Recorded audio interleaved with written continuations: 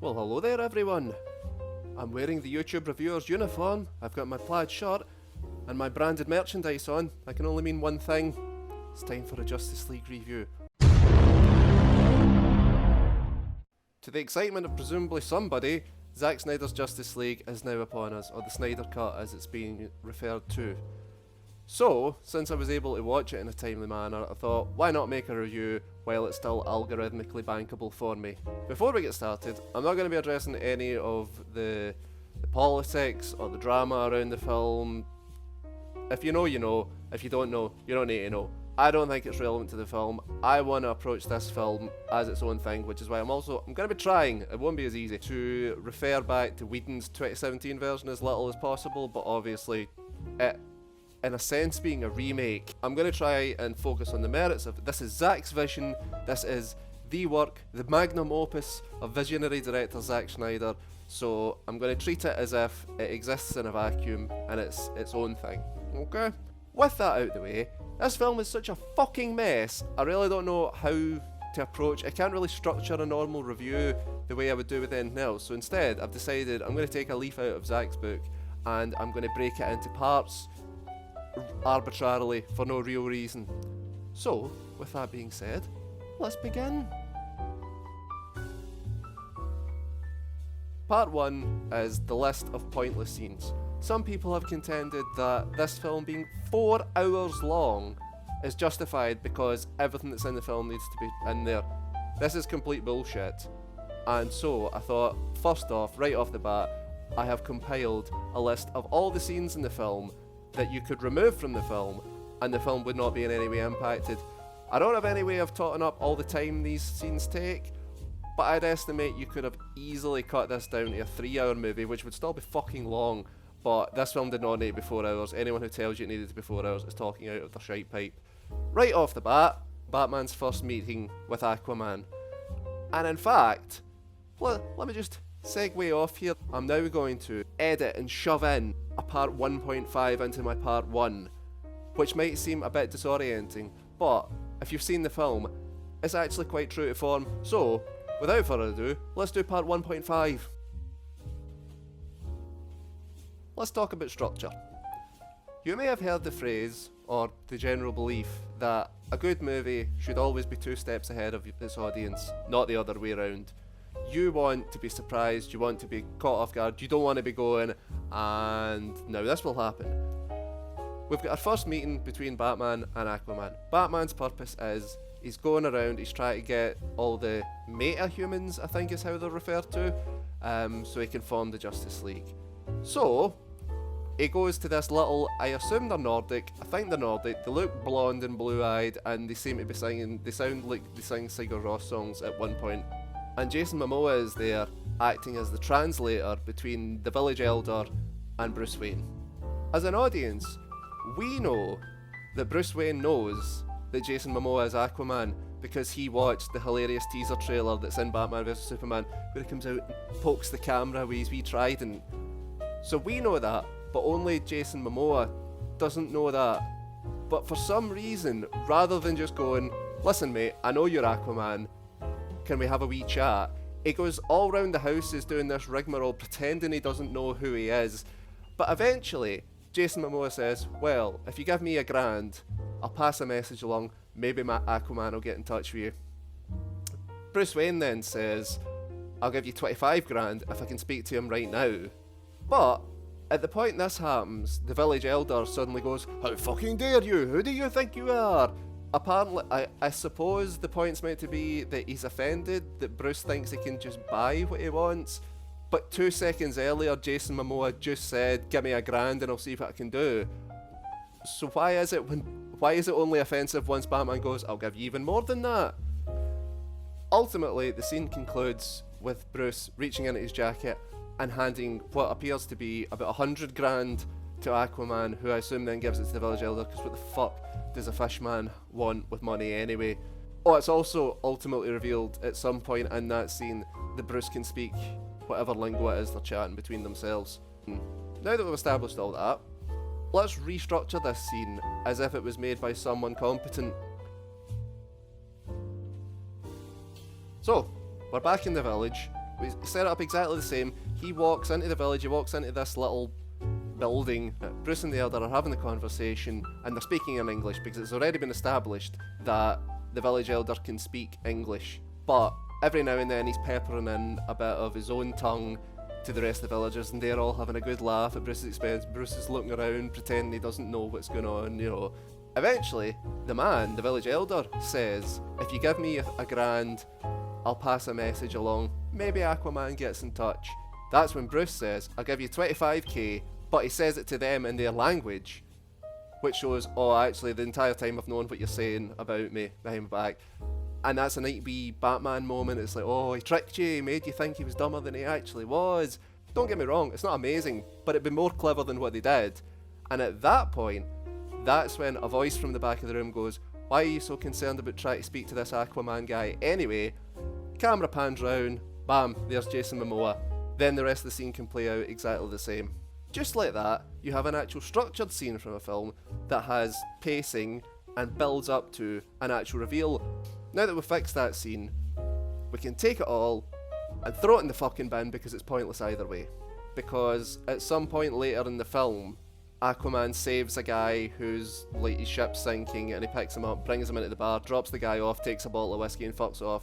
There is absolutely no reason why that couldn't be the scene where then Bruce is sitting in the bar and he goes, oh, you're a hard man to find. They could have the exact same meeting there.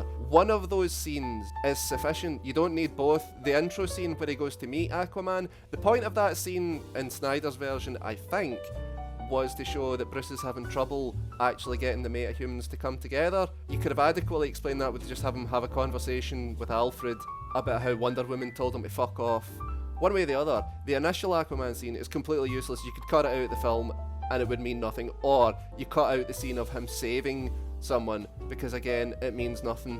Speaking of scenes that are in there for no reason and mean nothing, you have the Wonder Woman bank scene, which it is speculated is only in the film because Wonder Woman was so much more successful than people expected it was. Whatever the case, that was then, this is now. This is Zack Snyder's vision, so he had final say. He could have just went, right, I know why that was in there at the time, get it the fuck out. Not only is it a pointless scene where it just shows Wonder Woman doing Wonder Woman things, you know, the people that, it's the scene in the courthouse where they have the bomb, she throws the bomb up into there, she does a lot of badly CG'd action, but it ultimately serves no purpose. The actual people in that scene, like the bad guys in that scene, have no relation to the overall plot, and I never seen or heard from again, which is pointless in and of itself, but it's even more pointless for a reason that we'll get to a bit later on. Right, next up, we have Ma Kent's homeless subplot. This is probably the worst one in the film. The overall theme of the problems with this film is it is a disaster made in editing. It is so apparent that the way they approached this film was they had a massive folder, they had like a thumb drive full of all the scenes, and then they essentially just put it together like a jigsaw being done by someone who doesn't understand how jigsaws work, when they just hammer like pieces in that don't fit where they should go, but they want to get it done, so they just put them wherever they'll go. That's how it feels watching this film, and the Ma Kent subplot is emblematic of that. We're introduced to Ma Kent, she's looking at Clark's grave, she's all sad, and she's got the U-Haul truck attached to her pickup, and she's late, and we get a shot of the Clark residence, not the Clark residence, the Kent residence, whatever, Kevin Costner's house, and it's got foreclosure on the sign. It's like, oh no, Ma Kent's lost the house, oh, economy's bad, innit? She never appears again until 2.5 hours into the film. Ma Kent comes to visit Lois Lane and tells her, oh, I'm fucking homeless, oh, I'm sad, isn't it sad? And they have a wee cry together, a wee pity party about how they are the only ones who knew who Clark really was, or who Superman really was, Clark. She does this scene, leaves, turns out it wasn't Ma Kent at all, it was, spoilers, Martian Manhunter.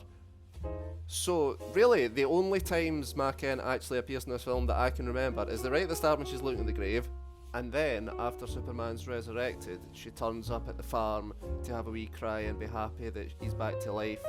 Those are the only 2 times in the entire film, technically, that she actually appears. For what purpose could they not have just made it so that Ma Kent still has the house and is in the house, and when Lois goes, let's get away from here after Superman's been resurrected, they fly back to the house, and then the scene where Ma Kent stumbles out and she's all sad and can't believe he's back. Why doesn't she just come out the house and do it? Why did she need to lose her house? So there's no reason why they couldn't have completely cut out the her losing the house subplot and just had it be she's still living at the house and Clark and Lois come back and they have the wee reunion.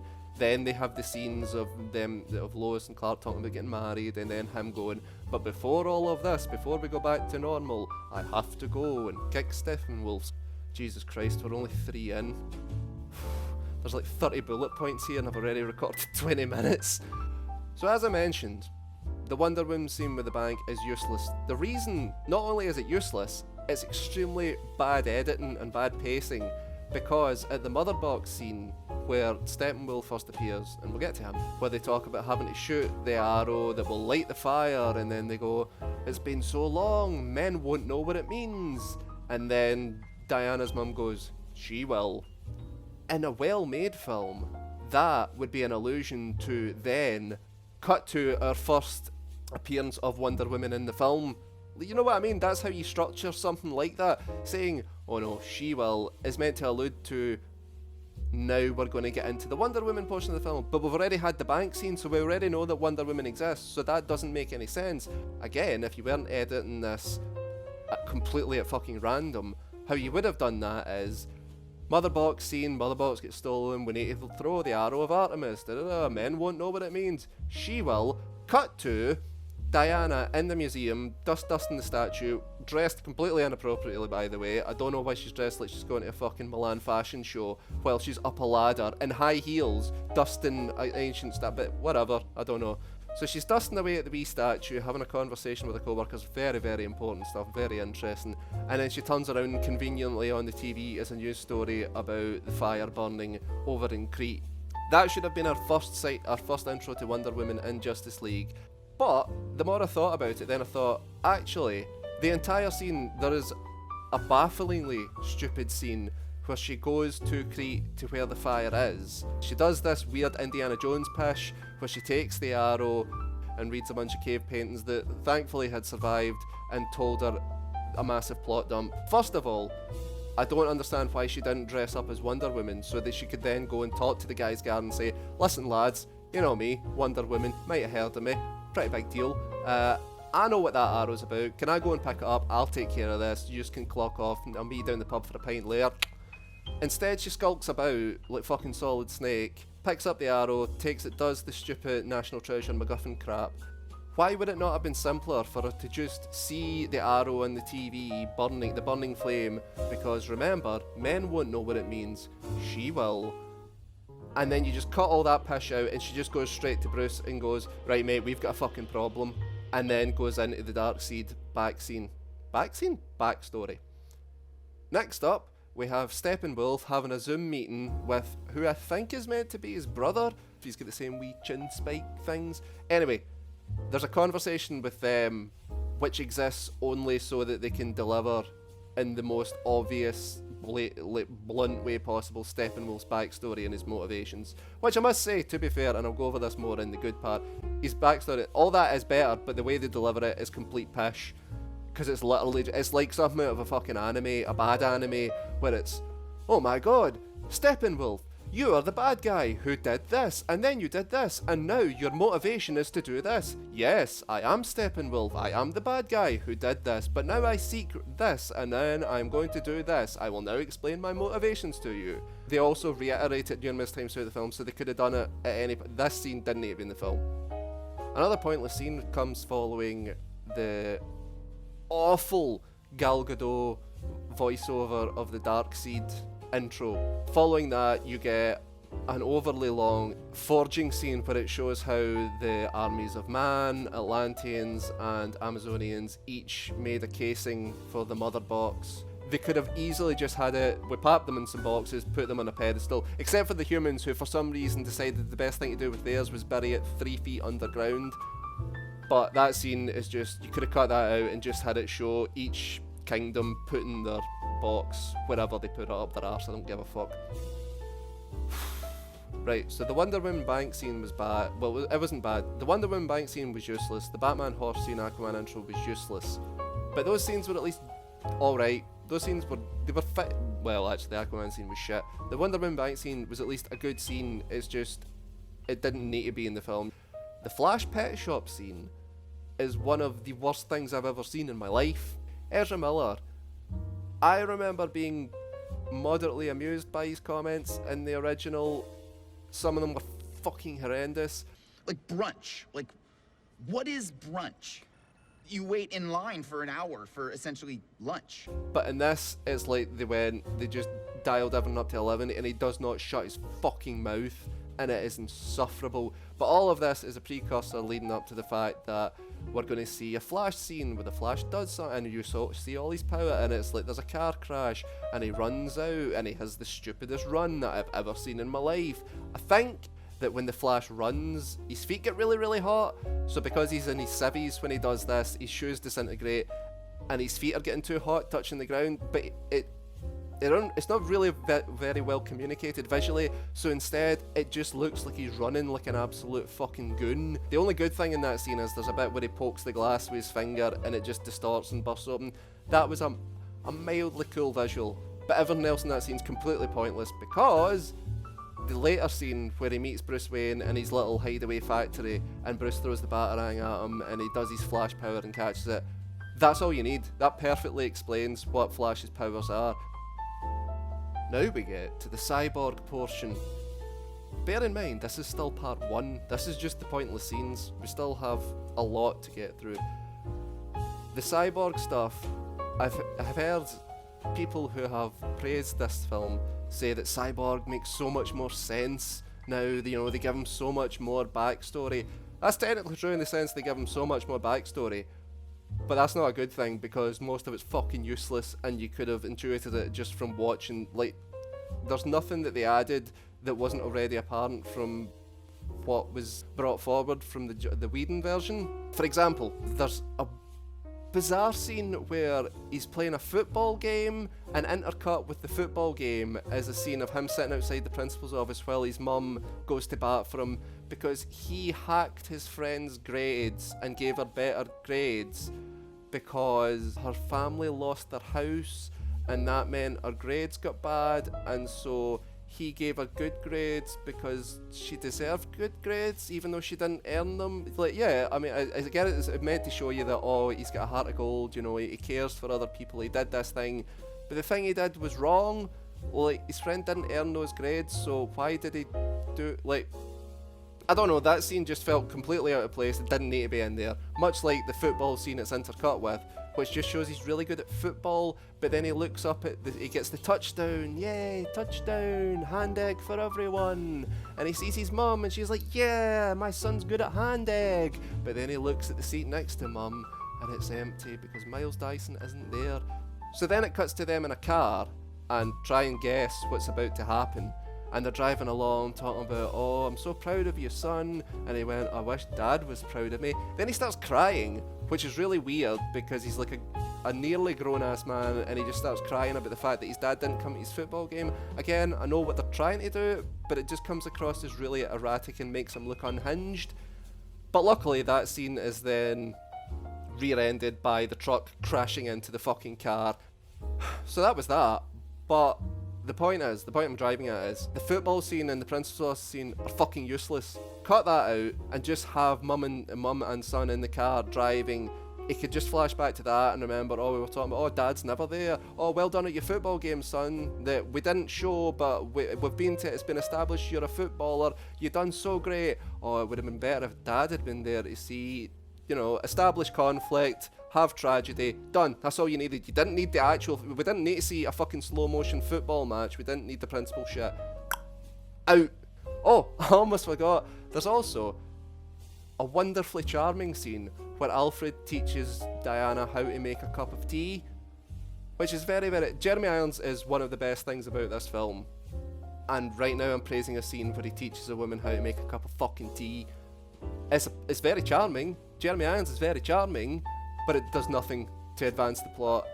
It is completely pointless. I don't know why it's in there. So next, we have a bizarre sequence that I have a theory why it's in the film, but after the Stryker Island scene, where the Justice League first fight and get absolutely fucking munched by Steppenwolf, Cyborg Cydad has to get taken back to the lab where he works and then is quarantined in case he's filled with alien microbes.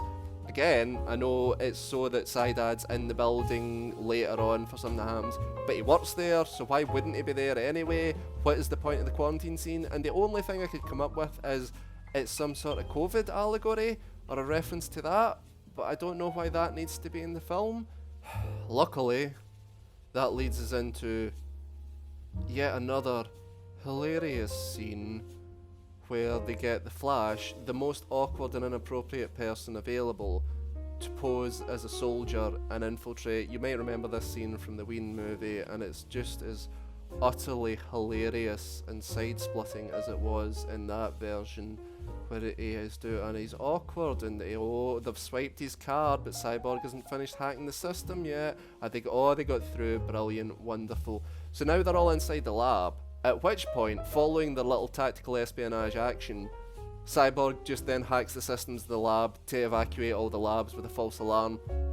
So why did they need to bother dressing up as a soldier to infiltrate? Like, Cyborg could have just flew in with a coffin in his hands and then hacked it and got everybody out anyway. There was absolutely no reason. Oh, and also, like, Wonder Woman, Aquaman, and Batman just appear inside the lab once they've infiltrated it anyway. Only Cyborg's in the back of the truck with the mother box. He's in the back with the mother box and Superman's coffin. So maybe that's it. Maybe Cyborg couldn't carry the coffin and the mother box at the same time. It's not as if the film establishes that he's somehow able to grow extra hands out of his back or anything. So that wouldn't work. So obviously that's why they had to use a truck and espionage. That's the only possible way they could have resolved that scene. But Cyborg's plan doesn't go entirely smoothly, because after hacking and evacuating, good old Saidad, he knows something's up. He knows, oh, there's no way this is real. I'm going to counter-hack the system. It's like that fucking NCIS scene. So he can get on the walkie-talkies.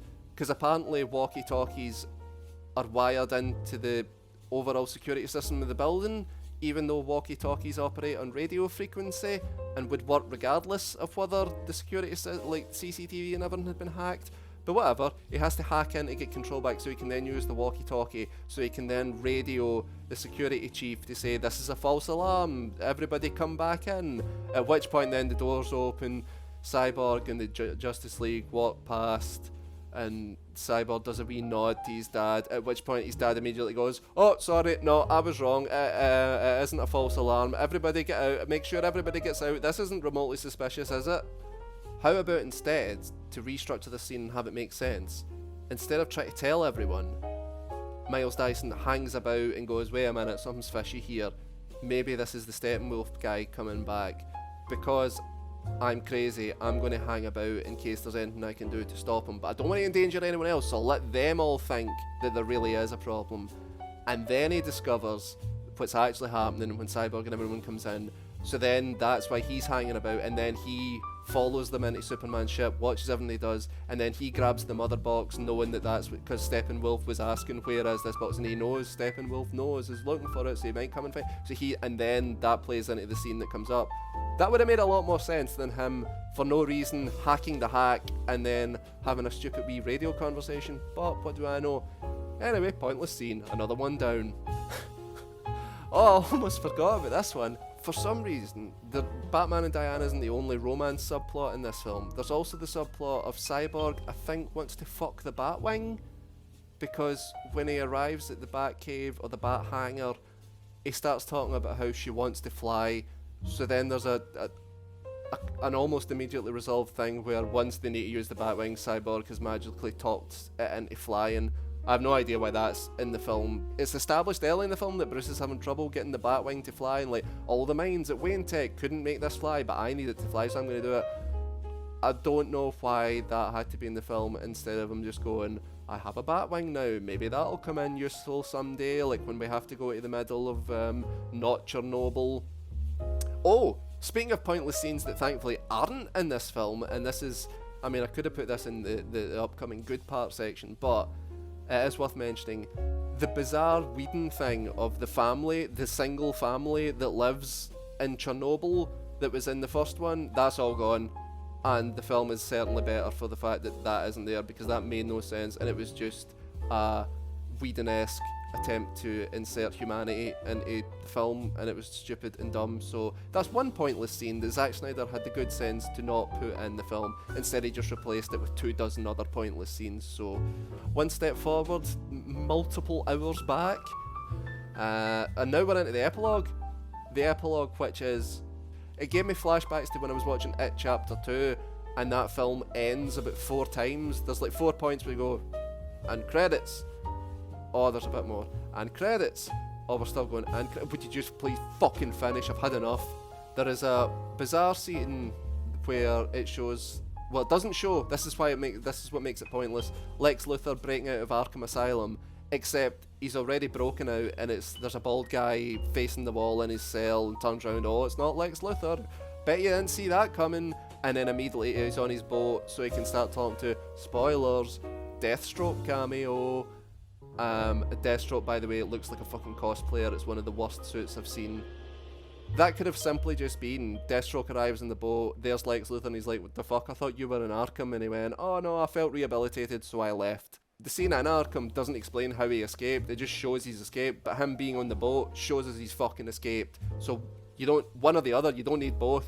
The epilogue is essentially a collection of post-credit scenes, and this is maybe the biggest spoiler of all. I'm actually kind of happy I didn't get this spoiled for me, because it was one of the most surprising, it actually was the only surprising thing in the film, and then when it happened I went, oh, and then it kept going and I went, oh, and then it wouldn't stop, and I was like, oh. So Jared Leto's back, for no reason. Bruce has another one of his dreams of the future. I don't know how he keeps being gifted with these future premonition dreams, and it's to set up, you know, the death of Lois Lane and the evil Superman, all that pish. But it's him and some of the survivors, and then they reveal, oh, he's got the Joker with him. Joker's there to help. They've thankfully got rid of all his shitty tattoos. I don't know how they've retconned that within the universe, because it was established that Batfleck, he was in Suicide Squad. I guess laser tattoo removal's a thing, you know. Maybe he's not so damaged anymore. Basically, this scene has no purpose to be in the film. It's literally a teaser for a film that's never going to get made. You know, Snyderverse is fucking done. As is our pointless scene section. Let's move on to part 2. It's 5 more parts.